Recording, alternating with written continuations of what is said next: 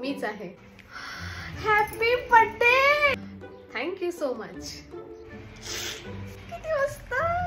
बाळ, तू घरी कशी? मी घरीच असतो.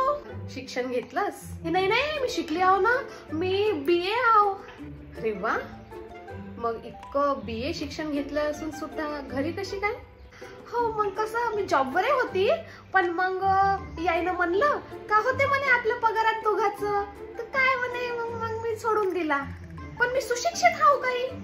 ओ, तर हा निर्णय तुझा होता की तुझ्या नवऱ्याचा होता? यायचा होता मना तसा. पोरींनो, मी तुम्हाला उच्च शिक्षण यासाठी नाही दिलं की तुम्ही डिग्र्या घरावर टांगून कांदे कापत बसावे. शिक्षण यासाठी दिलं, त्या शिक्षणाने तुम्ही स्वतःची आणि पूर्ण परिवाराची आणि देशाची प्रगती करा.